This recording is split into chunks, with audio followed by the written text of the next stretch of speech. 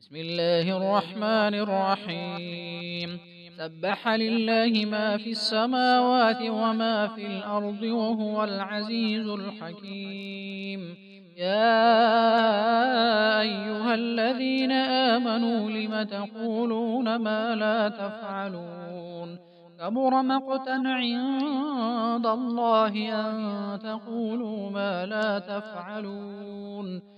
إن الله يحب الذين يقاتلون في سبيله صفا كأنهم بنيان مرصوص. وإذ قال موسى لقومه يا قوم لم تؤذونني وقد تعلمون أني رسول الله إليكم فلما زاغوا أزاغ الله قلوبهم والله لا يهدي القوم الفاسقين. وإذ قال عيسى ابن مريم يا بني إسرائيل إني رسول الله إليكم مصدقا لما بين يدي من التوراة ومبشرا برسول يأتي من بعد اسمه أحمد. فلما جاءهم بالبينات قالوا هذا سحر مبين. ومن أظلم ممن افترى على الله الكذب وهو يدعى إلى الإسلام والله لا يهدي القوم الظالمين. يريدون ليطفئوا نور الله بأفواههم والله متم نوره ولو كره الكافرون.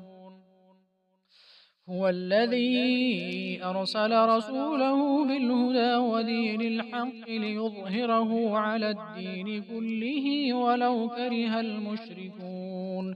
يا أيها الذين آمنوا هل أدلكم على تجارة تنجيكم من عذاب أليم تؤمنون بالله ورسوله وتجاهدون في سبيل الله بأموالكم وأنفسكم ذلكم خير لكم إن كنتم تعلمون.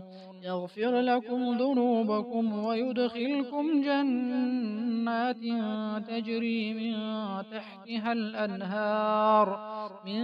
تحتها الأنهار ومساكن طيبة في جنات عدن ذلك الفوز العظيم. وأخرى تحبونها نصر من الله وفتح قريب وبشر المؤمنين.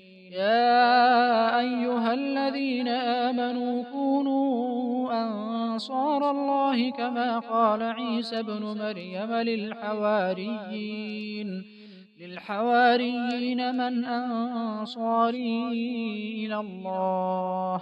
قال الحواريون نحن أنصار الله فآمنت طائفة من بني إسرائيل وكفرت طائفة فأيدنا الذين آمنوا على عدوهم فأصبحوا ظاهرين.